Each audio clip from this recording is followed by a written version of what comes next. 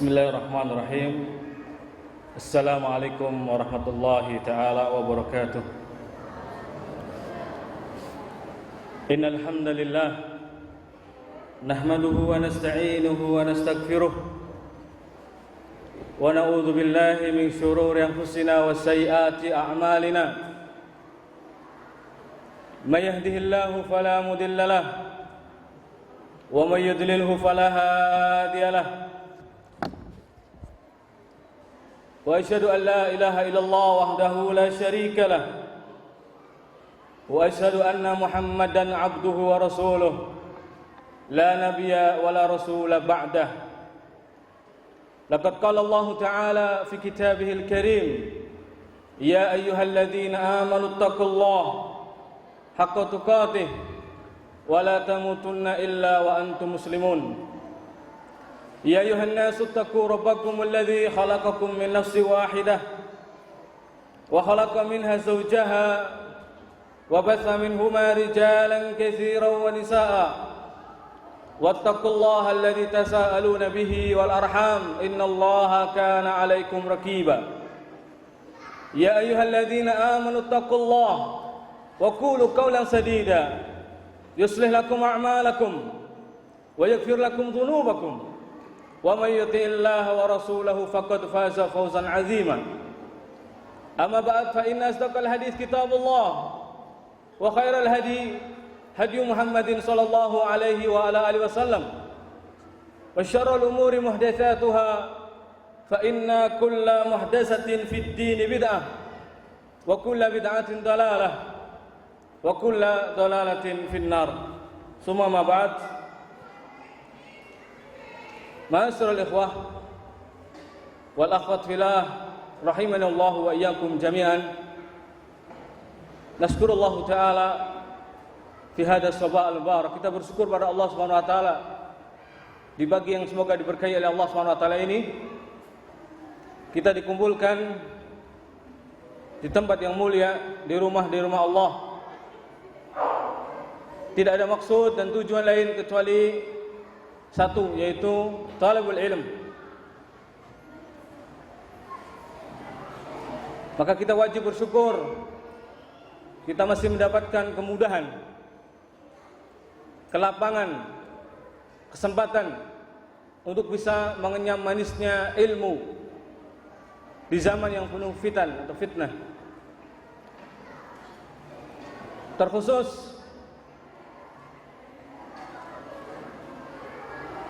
kita juga mendapatkan karunia yang besar, yaitu nikmat Islam. Nikmat yang menjadikan seorang itu harusnya berbahagia, bergembira.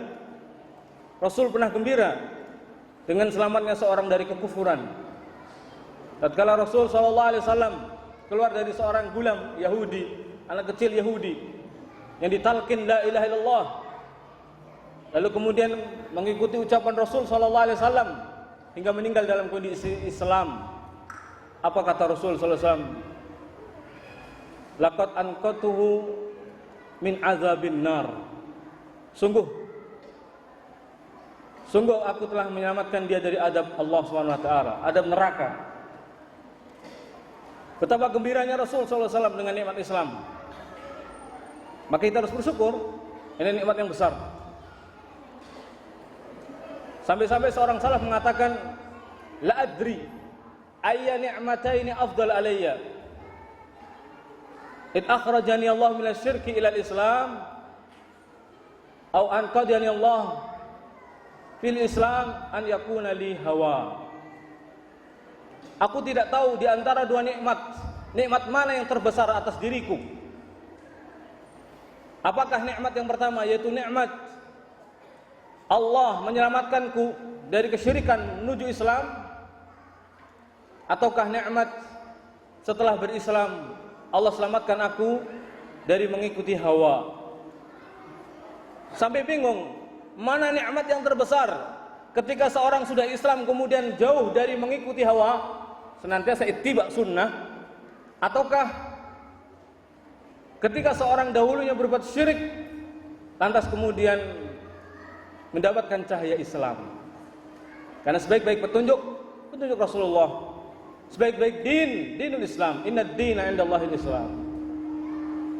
Maka wajib untuk kita syukuri nikmat yang satu ini, yaitu nikmat Islam.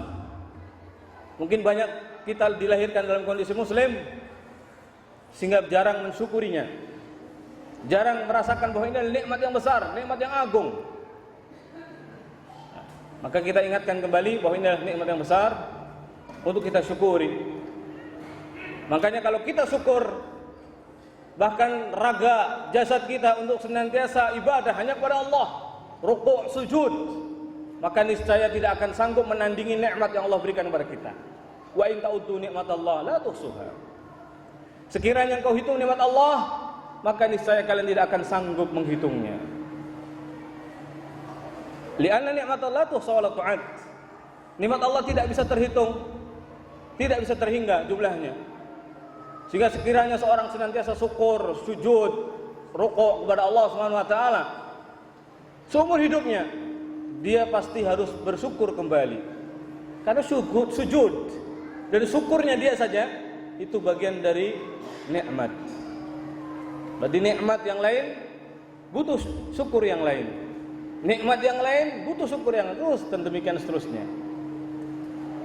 Demikian pula nikmat talabul ilm.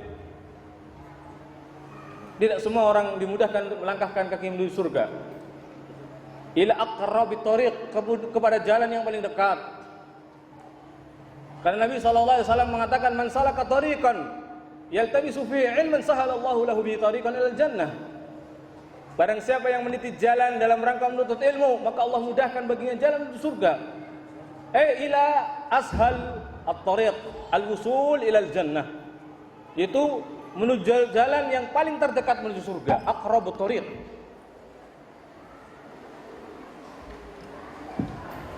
Di jam yang sama, di saat yang sama, banyak di sana orang sedang di mall, di tempat-tempat maksiat bisa jadi, ya, di tempat bersenda gurau.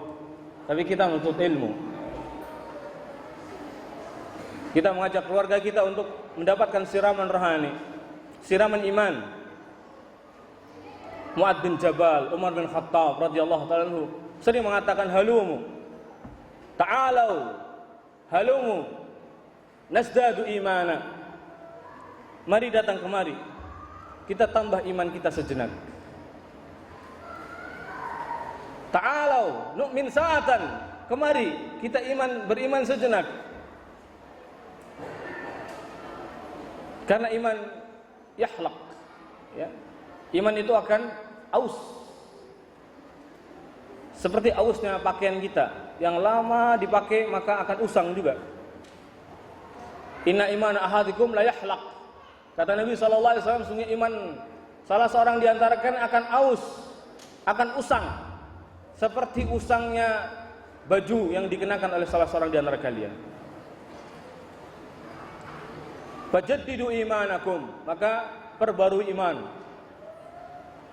Makanya seorang mukmin, kalau antum lihat, ini pendidikan juga ya, sebelum masuk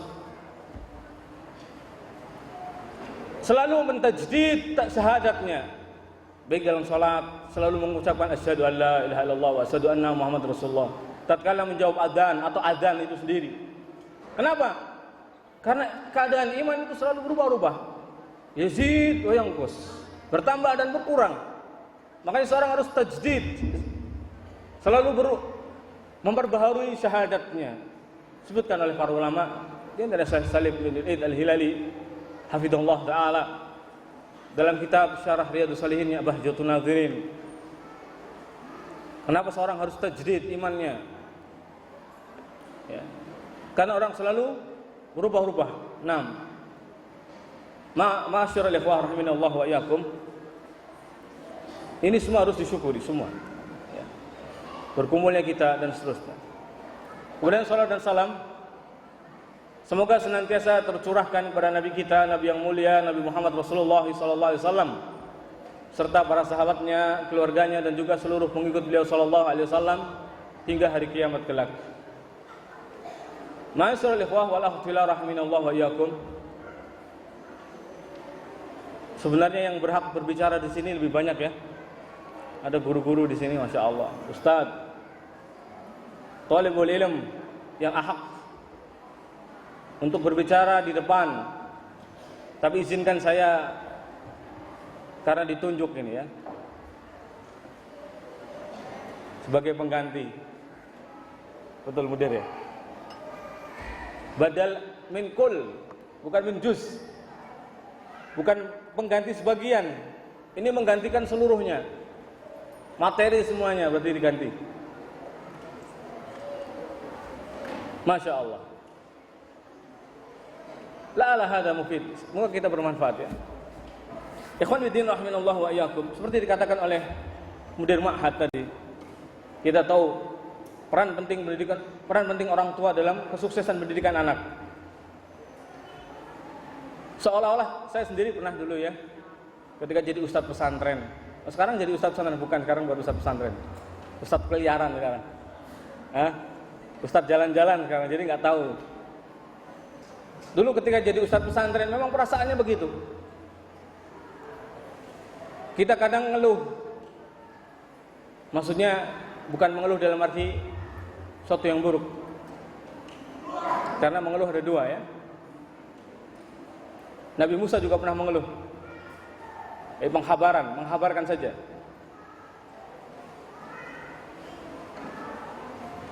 Kita punya alat didik, kita sudah mendidik, katakan 1 tahun hampir full. Tapi tatkala liburan, pulang dari liburan kembali nol. Ini ada apa ini? Ini sama kayaknya nih ya. Mudir Ma'had mengalami sama mungkin seperti ini. Ustadz-ustadz pesantren sama. Dia setiap hari membangunkan santri, ya, ngoprak-ngoprak agar sholatnya tepat waktu dan seterusnya. Sudah membuat budaya. Dari awalnya dipaksa sampai santri akhirnya terpaksa. Kemudian terbiasa. Akhir jadi budaya. Sudah jadi budaya yang bagus. Begitu pulang paling setengah bulan, 1 bulan, balik lagi ke pesantren. Kayak orang awam yang baru masuk pesantren lagi. Musibah. Nah ini makanya harus diajak. Harusnya wali santri datang semuanya. Datang semua. Alhamdulillah. Jadi kesulitan ustadz itu di sini.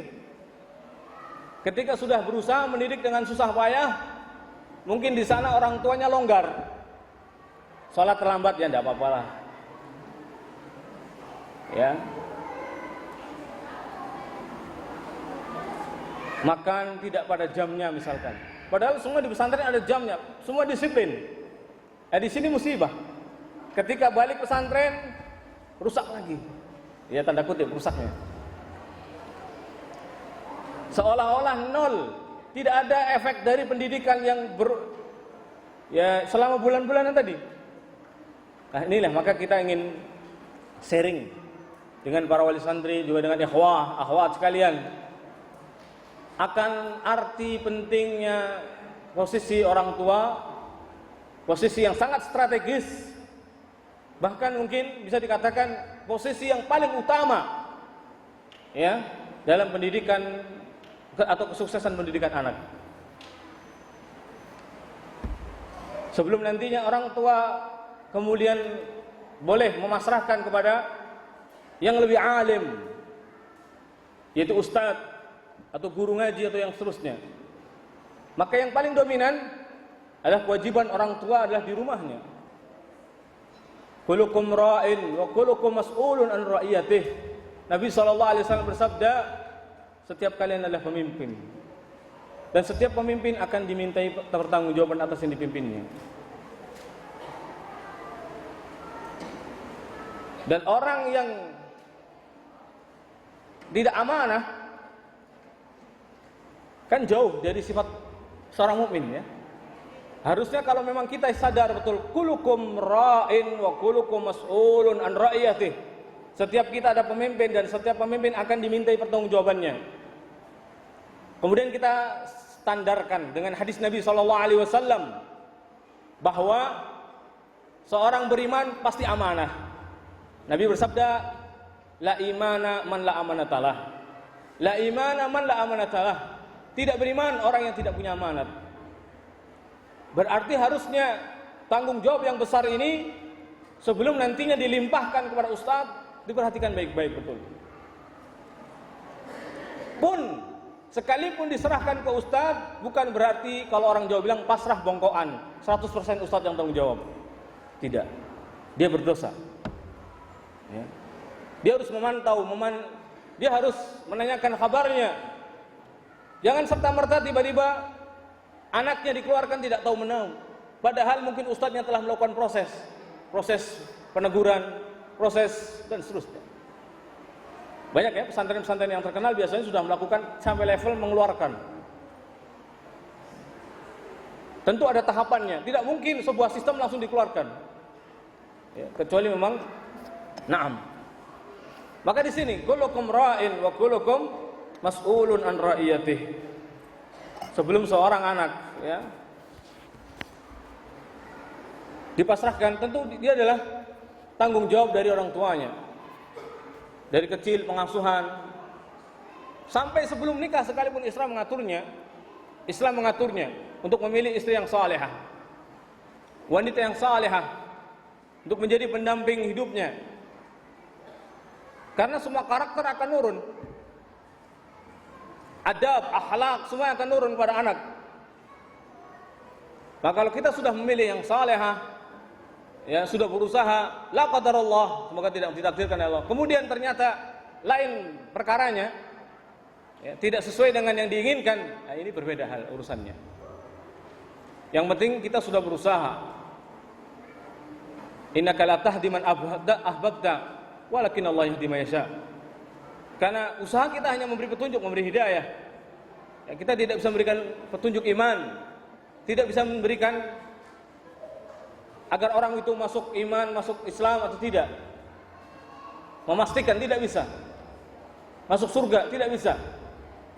Ya, kita hanya berusaha. Innaka la tahdi man ahbabta, sungguh engkau tidak bisa memberi petunjuk pada orang yang kau cintai sekalipun.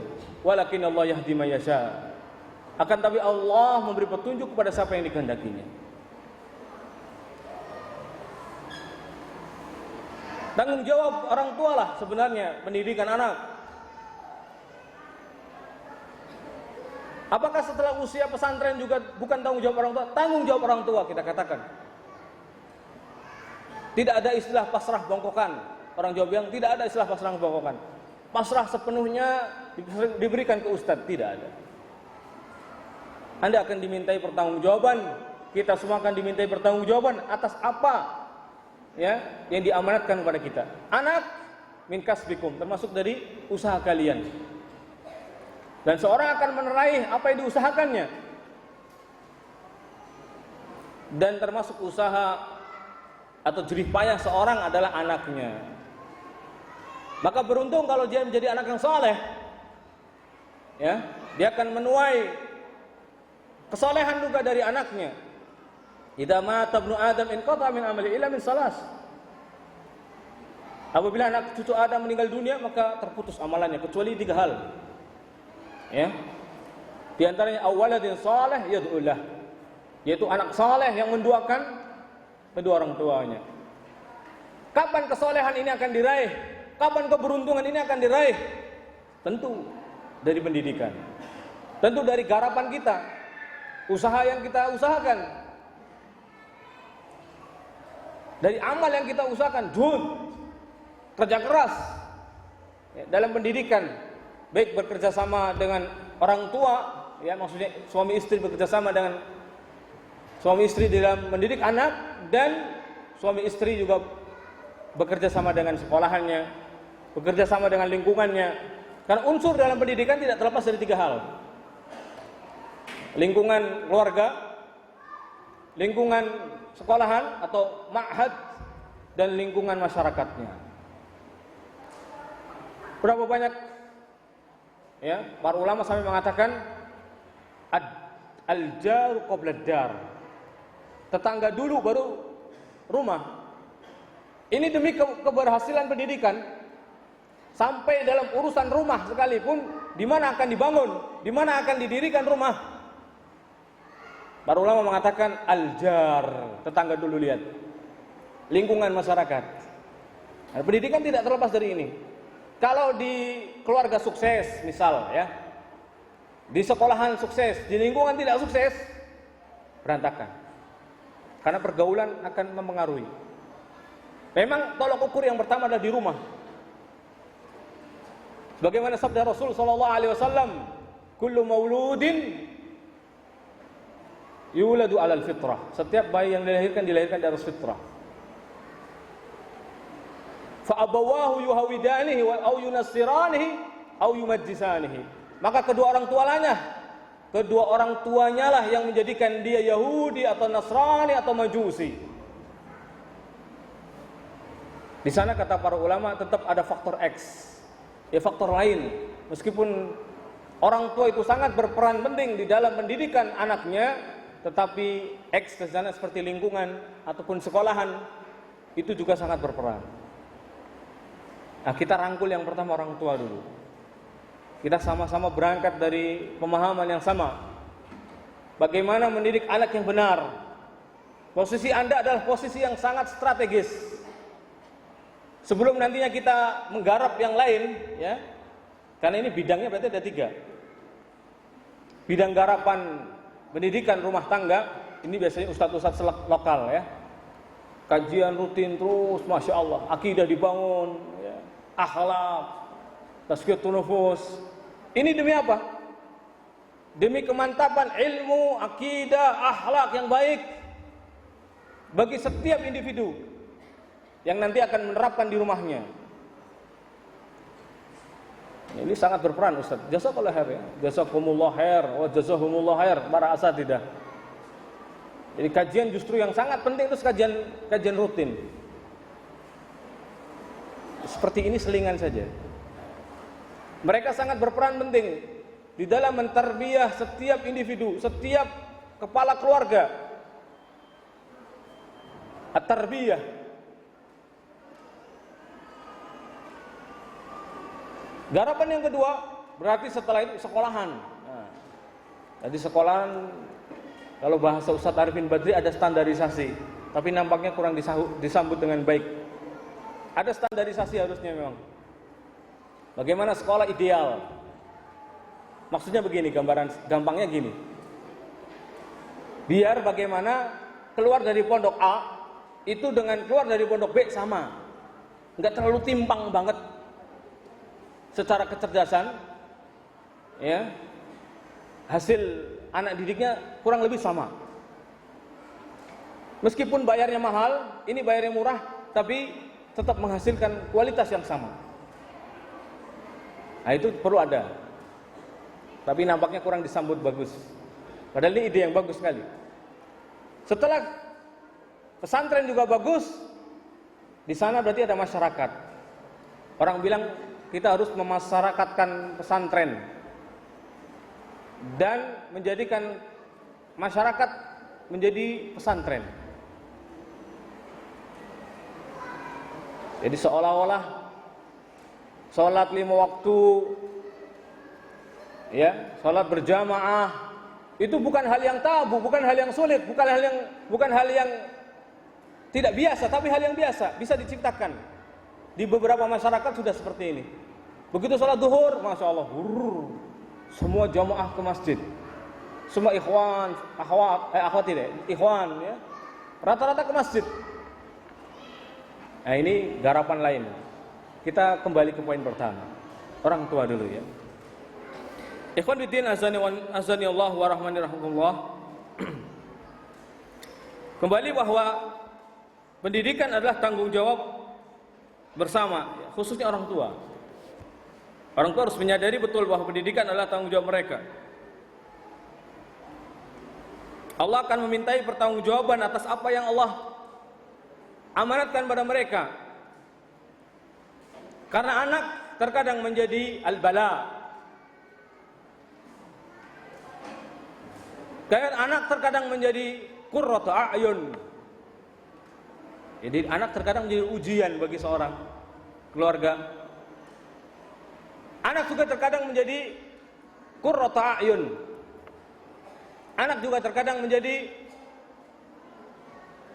perhiasan. sekedar perhiasan belaka. Ini anak saya S3, dokter, insinyur, hanya berbangga. Tapi ada anak yang jadi musibah. Orang tua, aduh, musibah, ngecain kaca. Besoknya laporan dari tetangga lagi, aduh, ayam tetangga hilang. Jadi bala, orang tuanya jadi selalu sulit, selalu dibikin rumit sama anaknya ini. Bala, musibah. Ada juga anak yang jadi qurrata ayun, penyejuk pandangan, betul-betul saleh, salehah, modal besar untuk nanti bertemu dengan Allah Subhanahu wa taala. Ini karakter anak.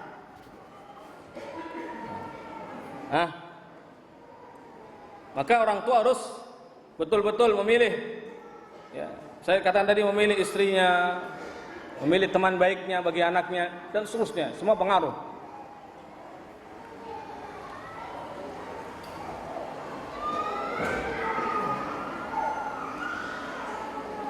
Telah dicontohkan oleh Luqman Al-Hakim bagaimana beliau menjadi pribadi orang tua yang tanggung jawab. Wa id qala Luqman li ibnihi ya bunayya la tusyrik billah, sampai perkara yang paling besar diajarkan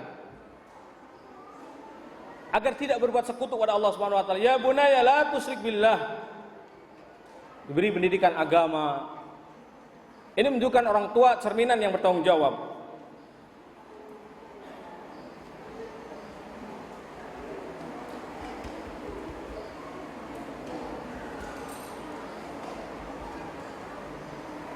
Mohon maaf, bentar ya.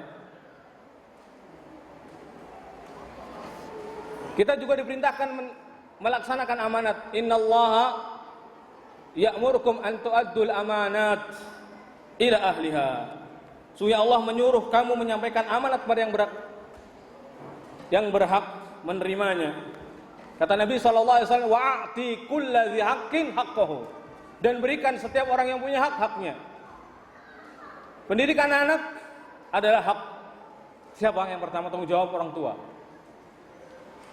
Setiap anak berhak untuk dididik anaknya, dan dibedakan. Setiap anak berhak untuk dikasih sayangi. Wa'ti kulladzi haqqin haqqahu, berikan haknya. Beri nafkah. Di antaranya, ya, jangan lupa, jangan dianggap remeh. Allah Ta'ala berfirman, anfik unfik alaik. Berinfaklah, beri nafkah. Dan nafkah termasuk di sini adalah nafkah yang wajib. Unfik alaik, niscaya aku beri infak. Allah ganti maksudnya.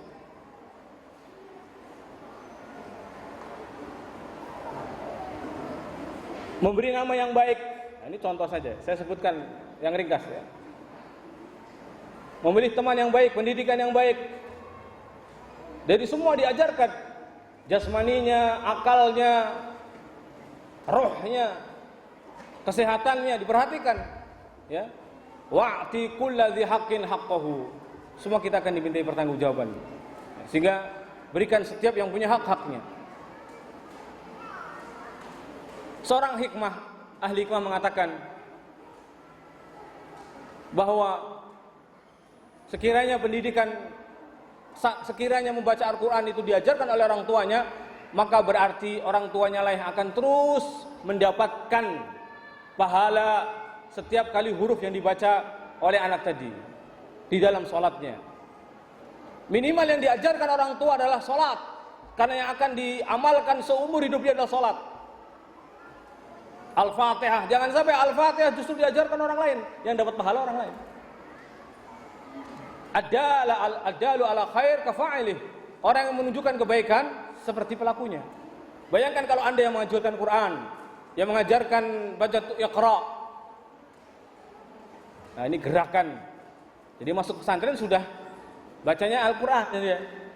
Bukan lagi baca Iqra. Kasihan ustaz-ustaznya suruh baca ngajarin Iqra. Ustaznya padahal Al-Hafidh.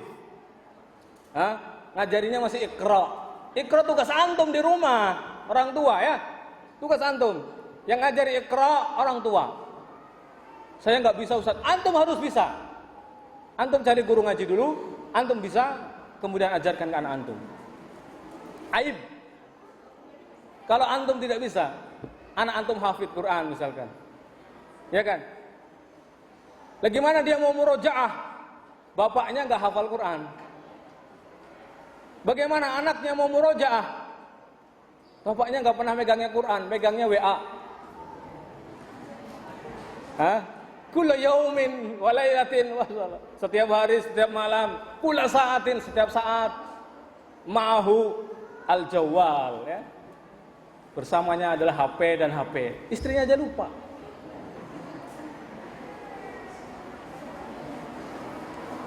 Seolah-olah temannya yang jauh itu yang harus diperhatikan, temannya yang dekat gak perlu diperhatikan. Orang zaman sekarang kan begitu, pegangnya HP, lagi ngobrol nih sama orang lain. Padahal itu orang yang asli, fisik yang di depannya itu orang yang harusnya diperhatikan. Ya, nah kembali. Ma'asyiral ikhwah rahiminallah wa iyyakum. Jadi sampai pun kata seorang yang hikmah tadi mengatakan, kalau andainya seorang tadi mengajarkan Quran, yang mengajarkan adalah dirinya, yang mengajarkan anaknya adalah dirinya, maka dia terus akan mendapatkan pahala anaknya tadi. Karena anaknya akan terus mengamalkan. Subhanallah. Muallimin nas lil khair. Dia termasuk orang yang mengajarkan manusia kebaikan. Jadi orang tua itu bukan hanya sosok yang memberi nafkah saja. Belanja bu, belanja, ini uang sakuna. Enggak. Dia juga muallimin nas lil khair. Jangan sampai pahala ini diraih hanya ustadz saja yang mendapatkan. Anda seorang tua harus muallimin nas al khair. Wa innal malaikata latastaghfiru hatta al-hitan fi jawfil ma' wa hatta an-namlah fi juhriha li muallimin nasil khair. Sesungguhnya para malaikat memintakan ampun sampai pun ikan paus yang ada di lautan, sampai pun semut yang ada di sarangnya memintakan ampun kepada orang yang mengajarkan kebaikan kepada manusia. Anda, orang tua, mengajarkan akhlak. Jadi guru, orang tua ada sebagai guru. Yang pertama justru orang tua harus jadi guru. Guru di rumahnya. Saya bukan ustadz, tidak masalah. Tidak harus ustadz. Anda ustadz, ustadz anak-anak Anda. Wajib. Nah, ini gebrakan ya. Melihat dari sisi amanat tadi. Kita juga dilarang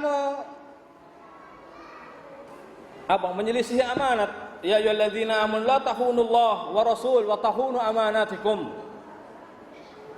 Wahai orang-orang beriman, janganlah kalian mengkhianati Allah, mengkhianati Rasul, dan mengkhianati amanat-amanat yang diamanatkan kepada kalian. Jangan. Karena ini bentuk lemahnya iman seorang. La imana man la amanatalah. Tidak beriman, la yaqbulu imanuhu. Tidak sempurna imannya seorang yang tidak amanat. Nak, jangan rokok. Jangan rokok, dianya ngebus rokok. Maka pendidikan yang paling rusak itu pendidikan di umum biasanya. Gurunya ngerokok. Nak, jangan rokok ya. Rokok itu tidak baik untuk kesehatan. Tapi baik untuk bapak. Musibah. Katanya tidak baik untuk kesehatan, tapi untuk kesehatan bapak boleh. Masya Allah. Pembedaan pak. Diskriminasi.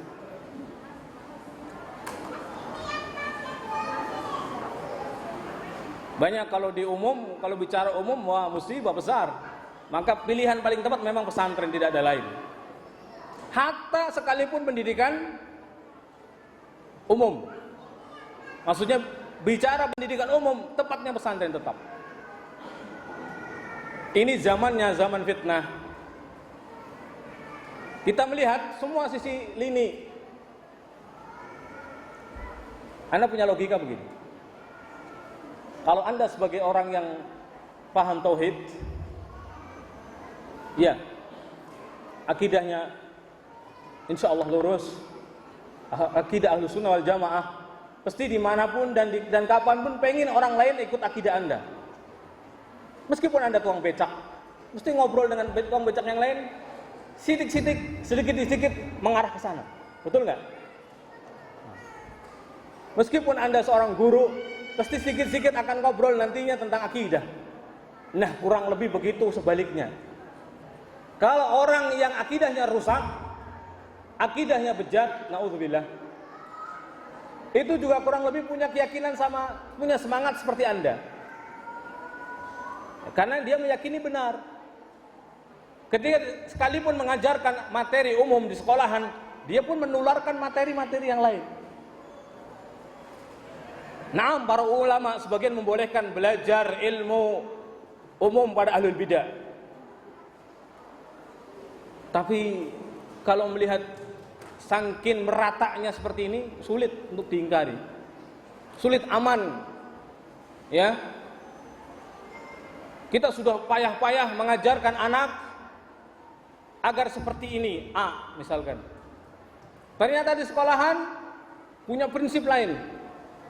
Jangankan yang umum, yang pesantren aja kadang keliru. Saya pernah dapati anak saya yang kecil itu. Mungkin ustadznya keliru harokatnya. Tapi fanatiknya ke ustadznya. Padahal bapaknya juga ustadz tapi nggak percaya. Luar biasa. Tuh, bayangkan. Anak kita tuh seperti itu. Dia fanatik ke gurunya. Coba bayangkan kalau gurunya umum, lebih fatal lagi. Ya, maksudnya umum dan tidak punya akidah yang benar. Jadi kalau nggak salah waktu itu bacaan hadis tentang siwak, anak saya yang pertama. Mungkin ustadznya keliru. As-siwak madharatun lil fam wa mardotun lirabbi, karena lirabbi. Sakalnya kan jelas lirabbi. Atau mardotun inda rabb. Lah dia bacanya inda rabbah. Nah, ustadznya salah, nak, itu salah, jelas salah. Inda rabbah enggak mungkin. Harokatnya enggak mungkin inda rabbah. Enggak, ustadznya mengajarkan seperti ini, ngeyel. Coba baca. Itu kan orang yang tahu belajar nahwu baru sedikit aja paham itu. Tapi kebetulan mungkin ustadznya nggak tahu nahwu. Ya, namanya guru SD di umum-umum gitu kan belum tentu ya. Tapi kalau ustadz pesantren insya Allah lah.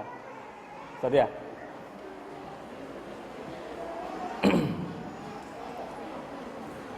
Ingat, Allah Subhanahu wa taala akan memintai pertanggungjawaban. Yang kedua, yang kemudian barang siapa yang menyia-nyiakan amanah, Allah haramkan surga baginya. Ma min abdin yastar'illahu ra'iyatan yamutu yauma yamut illa wa huwa ghashin li ra'iyatihi illa haramallahu 'alaihil jannah. Barang siapa yang Allah amanati satu amanat atau suatu amanat, namun dia meninggal pada hari meninggalnya dalam kondisi dia ghash, curang terhadap amanatnya, kecuali Allah haramkan baginya surga. Ini bukan hanya berlaku pada pemimpin atau penguasa saja, tapi kita juga pemimpin, setiap kita. Kullukum ra'in wa kullukum ra'iyatun an ra'iyatih wa kullukum mas'ulun an ra'iyatih. Nah, hadis tadi diriwayatkan oleh Imam Bukhari ya. Ma min abdin yastar'illahu ra'iyatan yamut yauma yamut wa huwa ghasil li ra'iyatihi illa haramallahu 'alaihil jannah.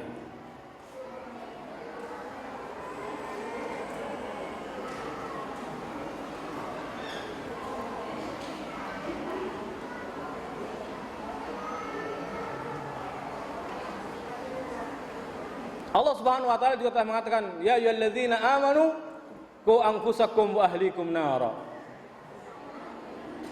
Wahai orang-orang beriman, jagalah dirimu dan keluargamu dari siksa api neraka. Kewajiban kita juga menjaga diri dan keluarga kita. Karena sebagai bentuk kesempurnaan iman, seorang adalah mencintai saudaranya. Anak, istri adalah saudara paling dekat. Bahkan dia keluarga. La yu'minu ahadukum hatta yuhibba li akhihi ma yuhibbu li nafsihi.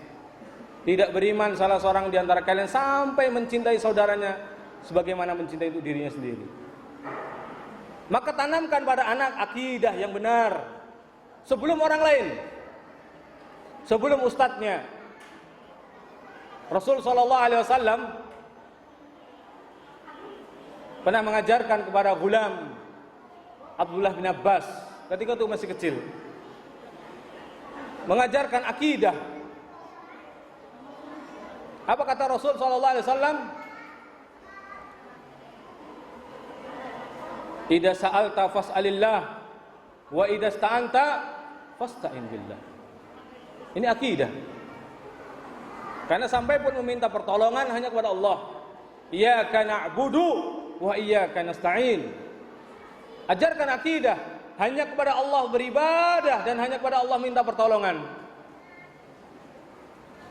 Bukan iyyaka na'budu waqduku nasta'in, bukan. Lafadznya enggak seperti itu. Lafadznya jelas, wa iyyaka nasta'in. Ya, wa iyyaka, ya ini hanya kepada Allah Subhanahu wa taala, hanya kepadamu ya Allah. Satu-satunya tempat untuk kita minta pertolongan. Wa idza sa'alta fas'alillah, makanya diajarkan kata Nabi kepada Abdullah bin Abbas, apabila engkau meminta pertolongan, minta kepada Allah. Apabila minta pada Allah. Apabila minta pertolongan, mintalah pada Allah Subhanahu wa taala. Bukan minta kepada yang lainnya. Akidah ditanamkan. Bahkan akidah yang besar. Lihat Abdullah bin Abbas, kemudian dalam hadis ini katakan oleh Nabi, "Lau annal ummata law ijtama'u ala an yanfa'uka bi syai'in lam yanfa'uka illa bi syai'in qad kataballahu lak." Kalau sekiranya umat bersatu padu untuk memberikan kemanfaatan kepadamu, maka niscaya mereka tidak akan memberikan manfaat padamu kecuali qad kataballahu lak, sesuatu yang telah tertulis untukmu, yakni kebaikan atau kemanfaatan tadi yang sudah tercatat untukmu, tidak mungkin meleset, tidak mungkin ketuker. Akidah di sini juga melahirkan keberanian, sehingga sosok anak kecil dia tidak boleh mengharap kecuali kepada Allah SWT. Karena manfaat manusia, orang ingin memberi manfaat meskipun bersatu padu, meskipun ingin memberikan kebaikan, tidak akan memberikan kebaikan kecuali memang sudah jatahnya saja. Walau ijtama'u alla an yaduruka bi syai'in lam yaduruka illa bi syai'in qad kataballahu 'alaik. Dan sekiranya manusia bersatu padu, umat bersatu padu untuk memberikan madarat, kebahaya, bencana, bala, musibah, maka tidak akan memberikan madarat tadi kecuali yang telah tercatat atasmu. Rufi'atil aqlam wa jaffatis suhuf. Pena telah diangkat dan lembaran telah kering. Ini ajaran Rasulullah sallallahu alaihi wasallam. Ajarkan adab. Ya. Karena akidah dan akhlak tidak bisa terpisahkan. Adab kepada gurunya. Jadi kalau pulang setidaknya diajarkan adab. Nah, kalau sama guru seperti ini, jangan manggil guru sambil jalan-jalan lari-lari. Ustaz. Tidak sopan. Ustaznya tuang sampah kali ya. Padahal tidak ada tuang sampah juga ya. Yang ada itu tuang bersih-bersih. Saya tidak sepakat dengan namanya tuang sampah, tuang bersih-bersih. Yang tuang sampah itu kayak kita ya. Yang buang sampah sembarangan itu tuang sampah namanya. Tuang nyampah.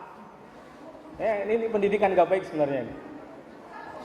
Adab, ajarkan adab. Nabi SAW mengatakan, adib ibnaka fa innaka mas'ulun anhu. Ajari adab anakmu, karena sungguh engkau bertanggung jawab atas pendidikan adab anakmu. Jadi adab bukan pelajaran ustadznya, gurunya, dari orang tua justru. Kalau orang tuanya manggil gurunya, sambil WA-nya dipegang, Ustaz, gimana Ustaz kabarnya? Sehat Ustaz? Musibah antum, mencontohkan keburukan ke anak, tidak sadar. Atau antum mau bayar SPP, tapi kayak antum ini mau apa ya? Kayak mau seorang juragan ngasih bayaran ke pembantunya. Nih, nah, bayarannya. Ini kan buruk sekali. Nah, pelayanan ya, atau akhlak yang adab seperti ini kelihatannya sepele tapi membekas pada anak. Kalau anak melihatnya, maka dia akan berlangsung terus menjadi adabnya dia, akhlaknya dia juga musibah. Atau mencontohkan ya, contoh yang buruk. Nah, adab penting. Kata Nabi, ma'adza adabtahu wa ma'adza 'allamtahu fa huwa mas'ulun an birrika wa tawa'itika ya. Afan ini ucapan Abdullah bin Umar ya. Adib ibnaka fa innaka mas'ulun anhu. Didiklah anakmu adab karena sungguh engkau akan dimintai pertanggungjawaban mengenai pendidikannya. Dan juga engkau akan ditanya mengenai kebaikan dirimu kepadanya dan ketaatannya kepada dirimu. Bukankah orang yang beruntung ya, atau pemberian yang paling baik adalah pemberian adab? Selain nafkah, bukan hanya nafkah, seorang memberikan nafkah juga adab. Nabi SAW bersabda, "Manahila walidun waladahu afdal min adabin hasan." Tiada suatu pemberian yang lebih utama dari orang tua kepada anaknya melebihi pemberian adab yang hasan, adab yang baik. Anak jujur sebagai orang Brebes yang sudah tinggal lama di luar, itu kadang ngeluh. Adab memang. Adab masyarakat kita itu memang ada sesuatu yang janggal. Mau saya kasih tahu nggak ya? Mau saya kasih tahu nggak ya? Jadi kebiasaan yang mengakar di masyarakat kita karena saking familiarnya atau saking akrabnya, kadang mengurangi adab. Betul nggak? Betul. Ngakui saja. Jadi sampai ke ustadznya, sampai ke gurunya, sampai ke orang yang lebih alim, orang yang lebih senior, orang yang lebih tua, itu kurang adabnya, betul nggak? Iya. Ini penyakit yang harus diobati. Ya. Karena memang kebiasaan sebenarnya. Pola kebiasaan ini harus dirubah. Yang melahirkan akhirnya kita terbiasa dengan akhlak yang buruk, adab yang buruk. Nah, ini akhirnya khawatir contoh pada anak-anak kita.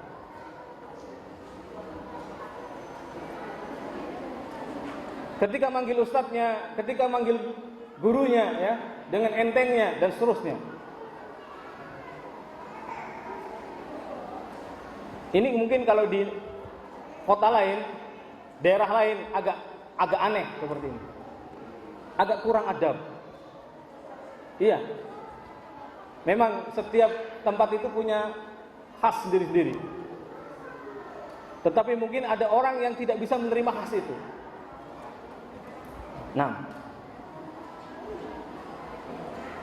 ma'asyiral ikhwah wal akhwat fillah rahimanallahu wa iyyakum.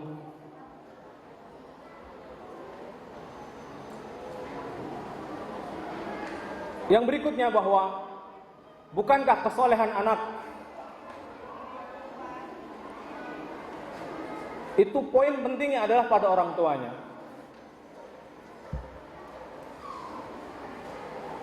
Bahkan nanti akan anak keturunan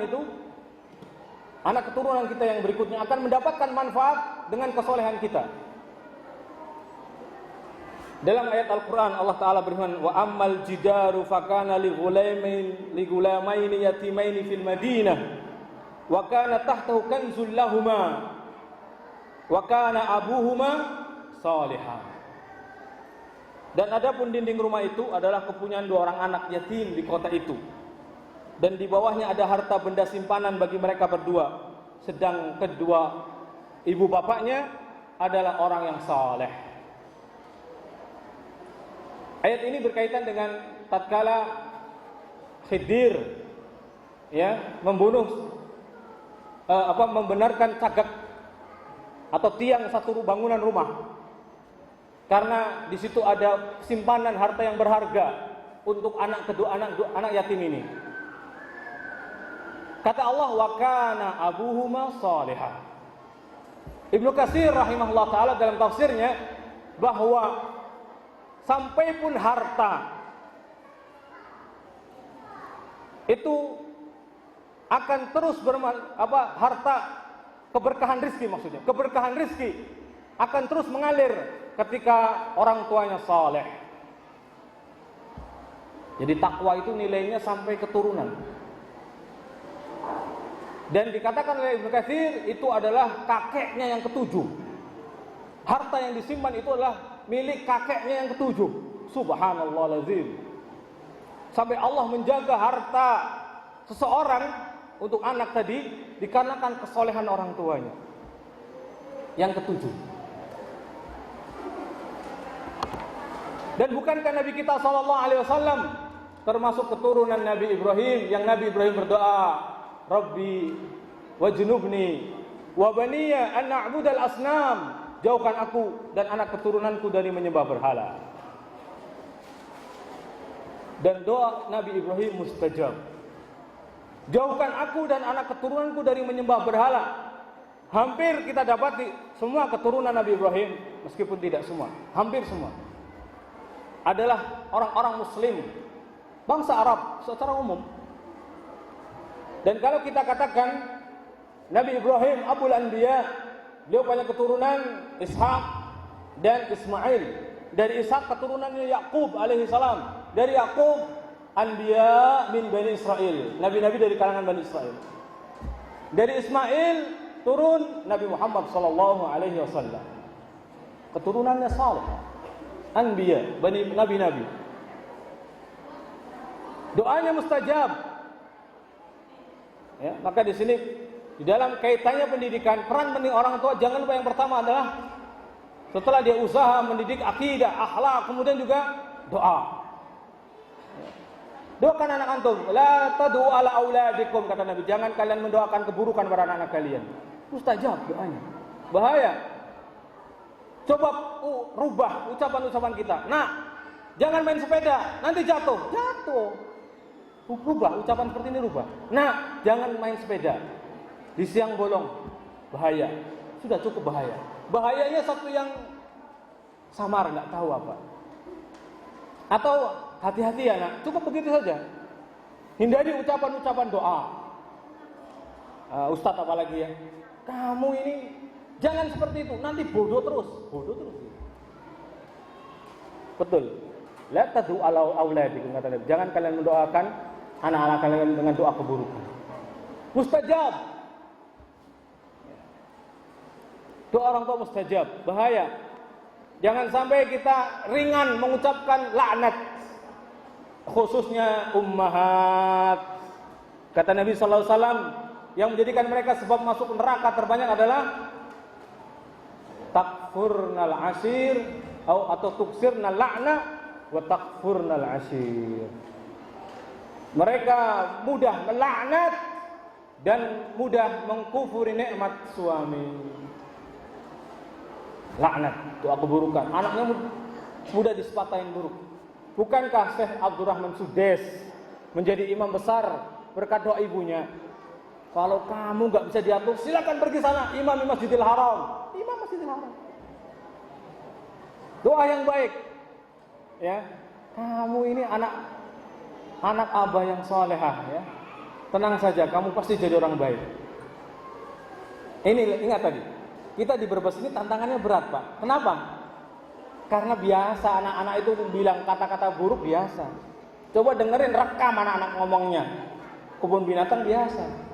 Bener gak? Tantangan besar. Sedikit-sedikit kamu ini kayak ini ya, susah diatur. Kamu ini la tad'u ala auladikum.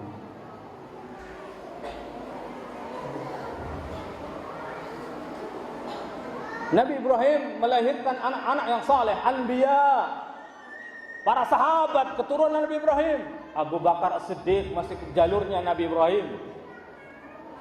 Umar bin Khattab masih jalurnya Ibrahim alaihissalam. Ali bin Abi Thalib, Hamzah bin Abbas,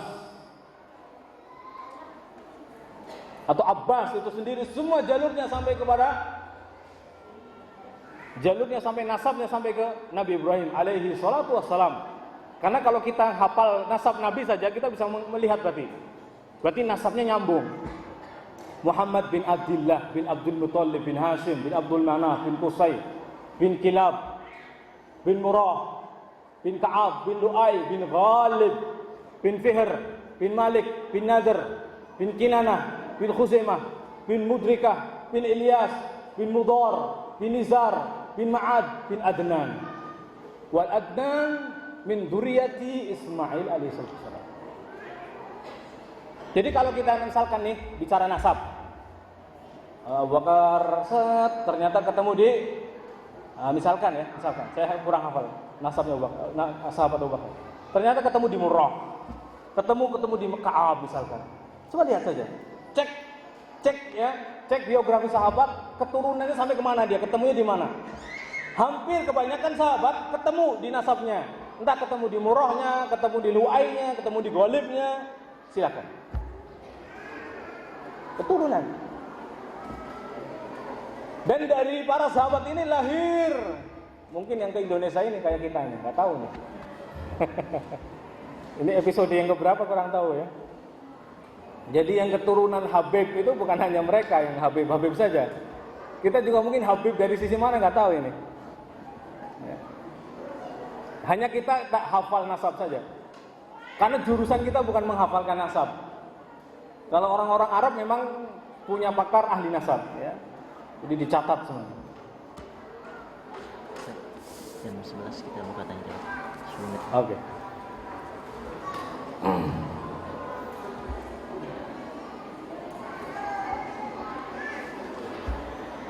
Jadi setelah kita memahami tadi, saya ingin ringkas saja ya. Tanggung jawab orang tua di sini peran pentingnya sangat strategis, sangat pas, ya, sesuai bahkan dia paling dominan dalam mengajarkan akidah, dalam mengajarkan akhlak, dalam mengajarkan adab. Apa bedanya akhlak dan adab? Ada yang tahu? Jika adab itu, kadang ada adab yang naik derajatnya menjadi akhlak. Jika adab yang satu kebaikan, kebiasaan yang baik, ya, yang tidak bertentangan dengan syariat, bisa kategorinya adab. Maka di Jawa juga banyak adab kesopanan. Adab jika dilanggar memang tidak haram, tetapi tercela. Orangnya jadi tercela kalau melanggar itu, gak baik. Beda dengan akhlak, konsekuensinya bertentangan dengan hadis. Ya, kalau tidak mengamalkan, bukan hanya tercela, tapi kadang mendapatkan dosa. Memang sulit ya, memisahkan antara kedua ini. Kadang mirip sekali, adab dan akhlak. Makanya kadang akhlak juga adab juga akhlak. Ajarkan pula tentang salat. Ini kaitannya dengan ibadah berarti. Nabi SAW bersabda, "Muru auladakum bisalah wa hum abna sab'i sinin wadribuhum 'alaiha wa hum abna 'ashri sinin." Suruhlah anakmu, perintahkan anakmu untuk salat sedang umur mereka waktu itu 7 tahun. Dan pukullah mereka tatkala mereka meninggalkan salat sedang umur mereka sudah 10 tahun. Para pakar pendidikan mengatakan bahwa penelitian menunjukkan umur 7 sampai 10 itu memang masa pembiasaan. Jadi kalau pembiasaan umur ini gagal seterusnya agak sulit maksudnya. Agak sulit. Jadi ini umur-umur pembiasaan. Diterapkan 7 sampai 10 tahun dibiasakan. Belum ada dosa memang, tapi dibiasakan terus. Dianjurkan. Ya, untuk sholat tepat waktu, 5 waktu. Ke masjid jamaah bagi yang laki-laki terus. Kalau ini gagal, nah, umur 10 ke atas sudah sulit. Orang bilang ta'ban, sudah sulit, sudah payah. Nak, ke masjid. Bapak aja nggak ke masjid. Sudah banyak pintar jawab. Umur 10 ke atas. Ya. Naam. Maka apa yang menjadi pendidikan dari Nabi SAW pasti yang terbaik. Muru auladakum bisalah. Umur 7 tahun. Sedangkan dipukul sudah 7 tahun, 10 tahun. Makanya para salaf terkadang menggantungkan cambuk di rumahnya, ya. Gantungkan saja. Ini mungkin bertentangan dengan pendidikan di Indonesia. Tapi selama tidak melukai, selama tidak maksudnya untuk merendahkan, menghinakan, ya, artinya asli takdib, pengajaran, pendidikan, maka tidak masalah. Pengajaran, ya. Artinya bagaimana? Jika melanggar kita cambuk, tapi cambuknya bukan di hadapan anak-anak yang lain. La tadribul wajh wala tasimu fil wajh. Jangan kau memukul muka dan jangan pula kamu mengecap muka. Pukul yang lainnya. Juga jangan di hadapan anak-anak yang lainnya. Ya, itu merendahkan. Kecuali mujahir. Apa? Mujahir. Orang yang berbuat dosa terang-terangan. Sudah kita ajarkan di awal perintah untuk sholat. Tapi dia meninggalkan dan tahu, teman-temannya tahu, anak-anak yang lain tahu. Silakan dimajukan ke depan. Karena dia mujahir. Kullu ummati mu'afan, kata Nabi. Setiap umatku diampuni. Illal mujahirin. Kecuali orang-orang yang berbuat dosa terang-terangan. Kalau dia mujahir di terang-terangan tidak masalah. Ta'dib lil akhar, pengajaran buat orang yang lain. Ya. Tapi asalnya adalah tidak dinampakkan. Kita menasihatinya dengan baik, ya, mengajarkannya dengan baik tanpa diberitahukan ke orang lain. Namun ketika dia mujahir, ya, berbuat dosa terang-terangan, maka perlu ditegur untuk menjadi pembelajaran di hadapan orang lain.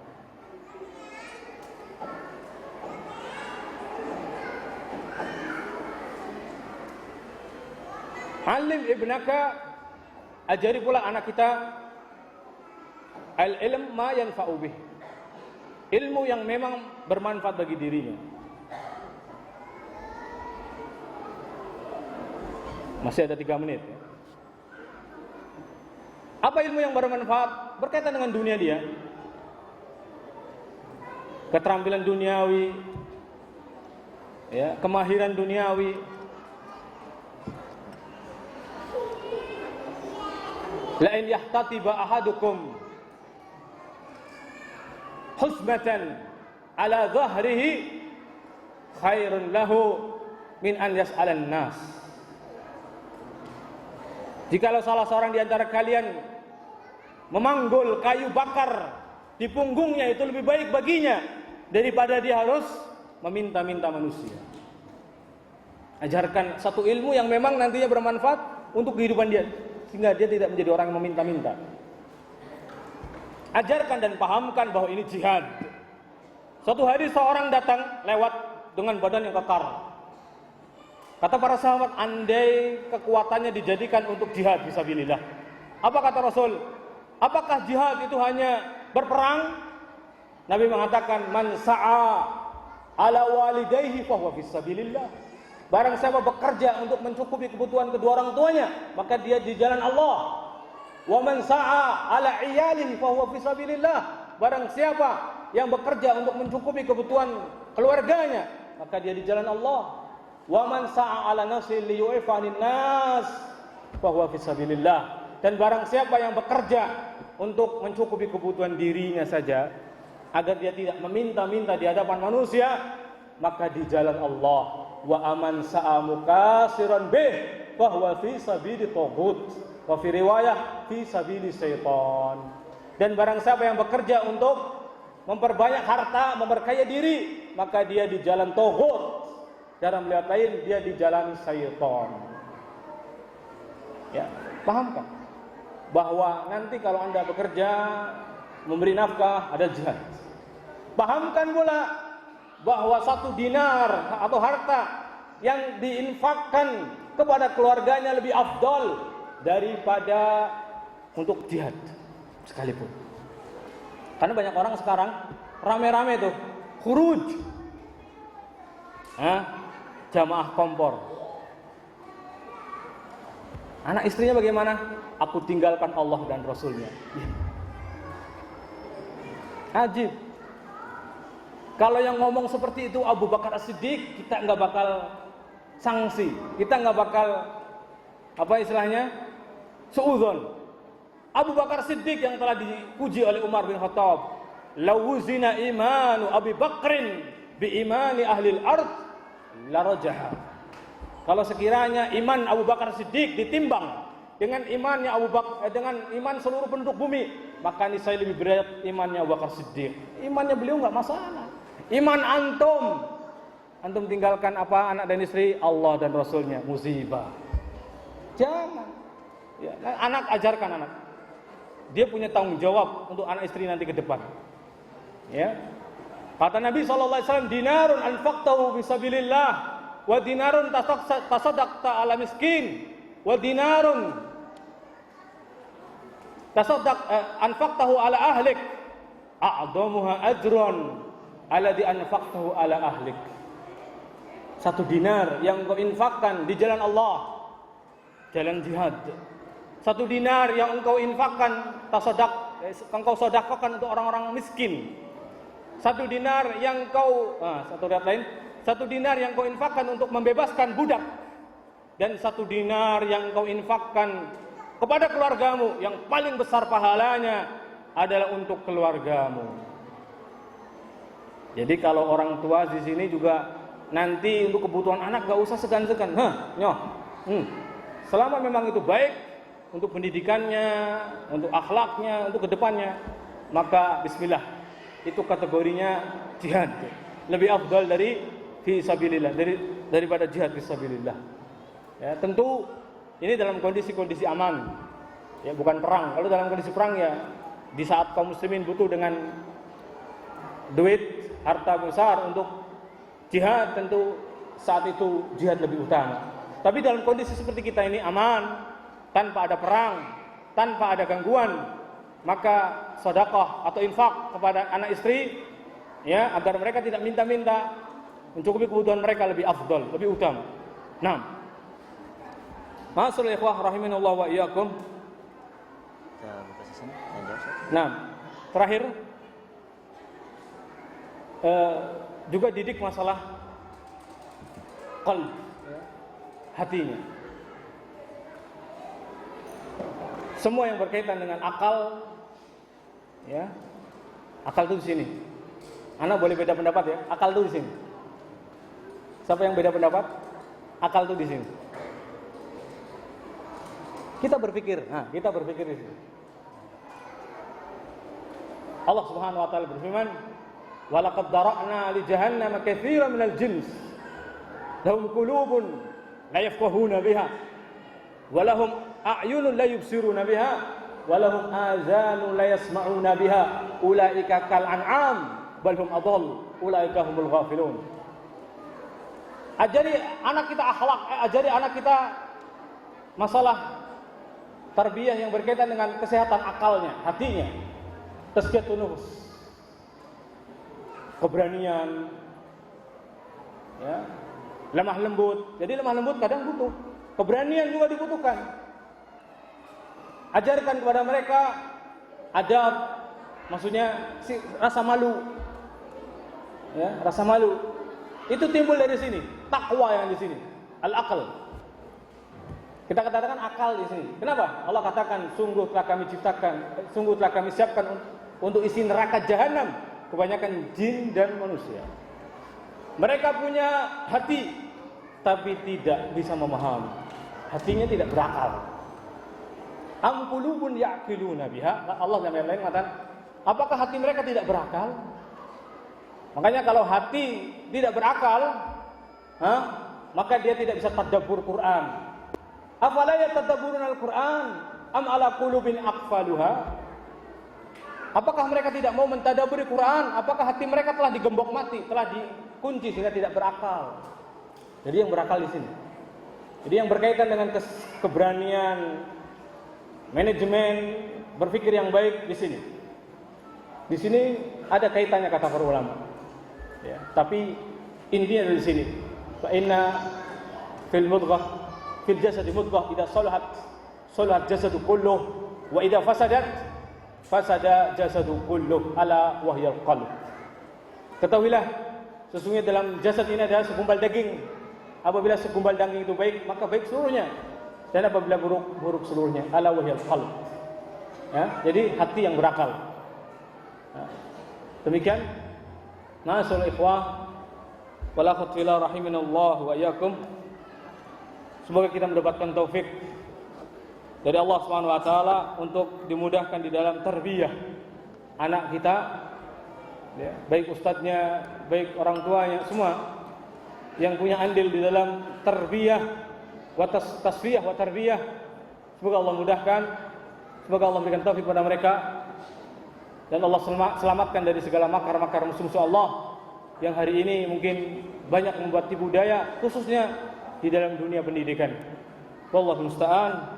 Hada ma aqulu lakum sallallahu ala nabiyyina Muhammadin wa alihi wa sahbihi ajma'in walhamdulillahi rabbil alamin. Jazakallahu khairan atas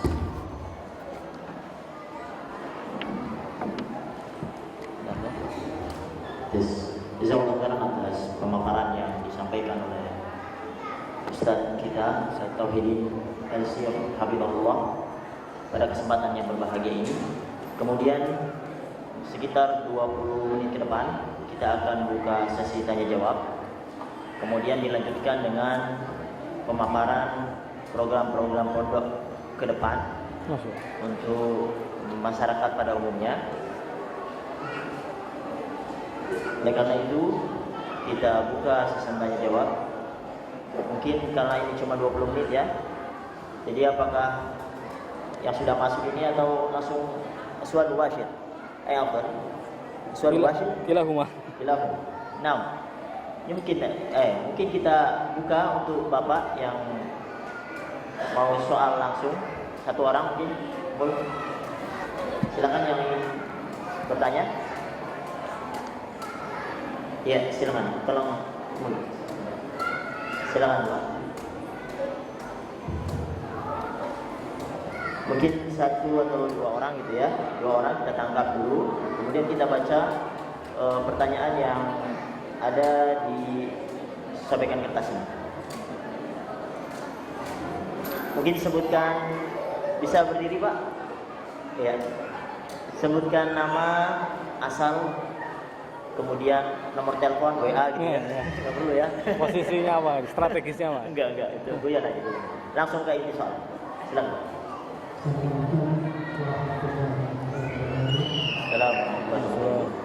Nama saya Abdullah dari Australia. Ahlan. Ada saya bertanyakan tentang definisi bukan soleh terkait tentang perempuan. Karena kebiasaan di masyarakat, terutama masyarakat kami, umumnya, yaitu sudah menjadi ada kebiasaan dalam tradisi yang sampai saat ini, dan bahkan anak soleh tersebut mendoakan ketika orang tua sudah meninggal dunia itu yang paling afdal. Bahkan ada acara 3 hari, 7 hari, 40 hari sampai 30 Dua penanya tadi. sehingga itu sangat memberatkan bagi kami yang sedang belajar kalau mohon dijelaskan. Terima kasih. Assalamualaikum warahmatullahi wabarakatuh. Assalamualaikum. Kemudian kita tanya mungkin penanya kedua. Ada yang bertanya lagi? Kalau enggak, Bapak? Iya, kalau tidak kita langsung ke jawab saja. Alhamdulillahi wassalatu wassalamu ala Rasulillah wa ala alihi wa sahbihi wa man tabi'ahum bi hudah ila yaumil qiyamah wa ba'd. Tadi terkait makna doa anak soleh. Mafhum dari makna doa anak soleh ini tidak terkait atau terkhusus setelah meninggal saja. Justru doa itu ya seumur hidupnya dan setelah meninggalnya. Ya. Jadi mendoakan kebaikan. Keumuman dari hadis Nabi SAW juga bahwa doa an dhahril ghaib, ya, bahwa doa mendoakan saudaranya dari arah yang saudaranya tidak mengetahuinya, maka mendapatkan doa malaikat walaka misluhu dan bagimu yang semisal. Ini masuk kategorinya. Meskipun doa anak kepada orang tuanya sama saja. Ketika anak mendoakan kebaikan orang tua, berarti dia juga mendapatkan kebaikan apa yang didoakannya. Ya, karena malaikat akan mengamininya. Walaka amin walaka misluhu. Amin walaka misluhu. Jadi justru di dunia bermanfaat, di akhirat juga setelah meninggalnya juga bermanfaat. Dan makna setelah meninggalnya adalah doa keumuman. Tidak ada tata cara khusus. Tidak ada tata cara khusus.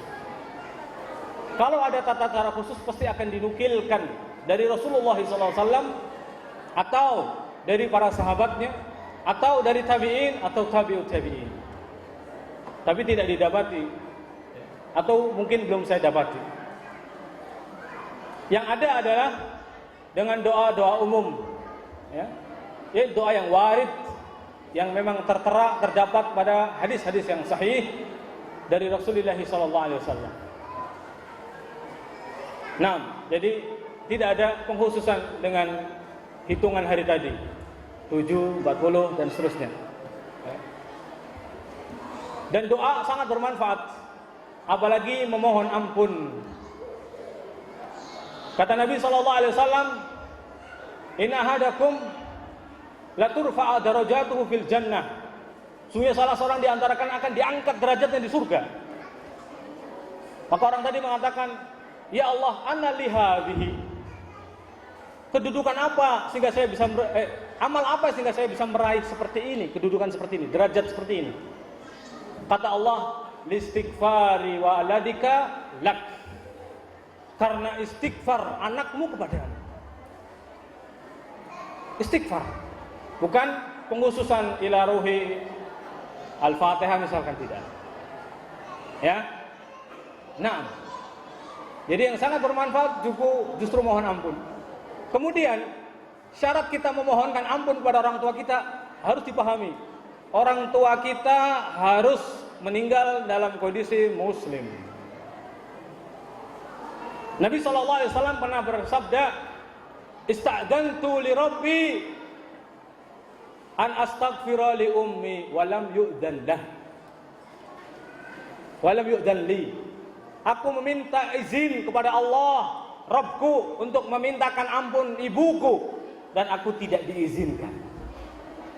Karena ibunya secara hukum meninggal dalam kondisi kafir. Nah, ibu-ibu yang biasa berjanjian enggak terima, Pak. Kafir.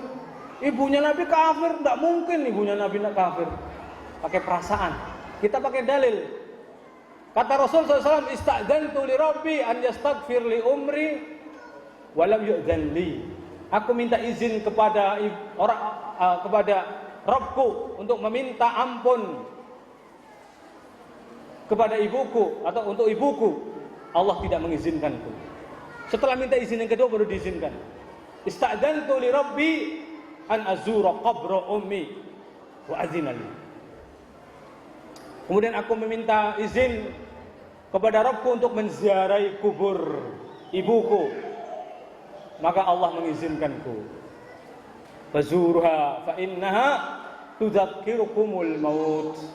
Ziarahilah kubur karena dengan menziarahinya mengingat kematian. Ingat kematian. Ini harus ditebal, Pak. Ya, kalau membaca hadis itu harus dikasih garis bawah yang tebal. Maksud ziarah kubur itu apa? Ingat kematian. Jadi kalau ziarah kubur ingat agar cari jodoh, cari istri, punya anak, penglaris, Berarti bukan tudzakirukumul maut, berarti sudah salah niatnya. Tidak benar, ya kan? Iya. Wallahu taala a'lam. Begitu Pak ya? Cukup. Pertanyaan kedua ini dari lembaran-lembaran, yaitu Assalamualaikum warahmatullahi wabarakatuh Ustaz. Waalaikumsalam. Berangkat dari nasihat Imam Syafi'i tentang ilmu, diantaranya adalah dana bekal.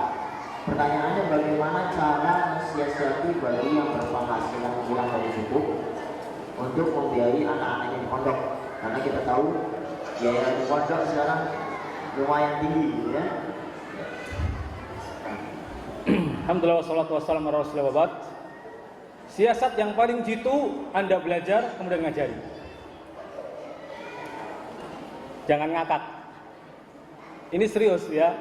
Siasat yang paling jitu harusnya Anda belajar kemudian ngajari. Karena itu kewajiban Anda. Ustadz itu nomor 2. Betul gak? Kemudian kalaupun memang tidak sanggup, sudah usaha ngajari sendiri nggak sanggup, tetap harus diberikan ke ustadz, harus diberikan ke pesantren. Ingat Pak, pesantren itu nggak harus pesantren yang ideal, yang mahal. Selama bermanhaj salaf, Anda menjangkau dananya, masukkan.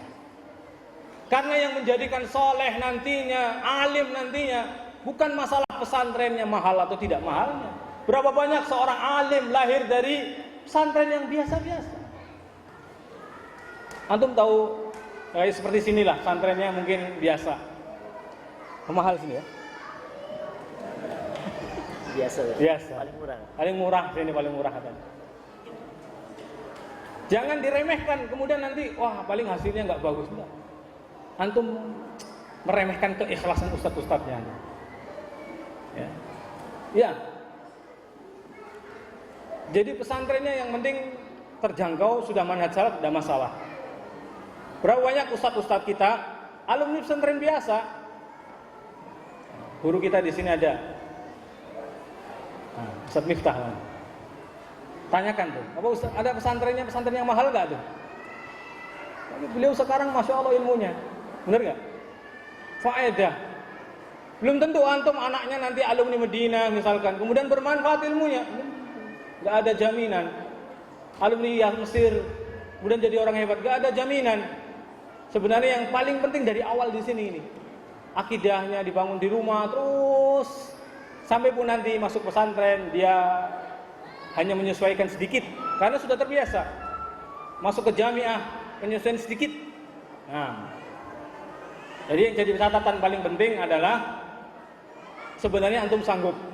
Saya katakan antum tetap sanggup meskipun pesantren itu ya yang mungkin tidak ideal, tidak terkenal, tetapi bisa melahirkan kualitas yang bagus, insya Allah. Jangan lupa kalau tidak sanggup juga dengan doa, ya, dengan doa. Jadi semoga berkah dengan doa antum. Meskipun dia hanya ngaji, ikut kajian sore misalkan, masya Allah. Misalkan qadarullah, Allah takdirkan ternyata dia lebih afham, lebih a'lam, lebih ahkam, lebih tahu, lebih paham daripada yang lama-lama di pesantren. Itu semua mudah bagi Allah SWT. Jadi nggak ada putus asa, tidak ada putus semangat, insya Allah. Demikian. Ya, pertanyaan yang ketiga Ustaz, bagaimana cara mendidik anak yang sudah berumur di atas 10 tahun? Kemudian ini ada yang hampir sama ya. Apakah harus diajak taklim? Kalau dia enggak, apakah dipaksa atau bagaimana?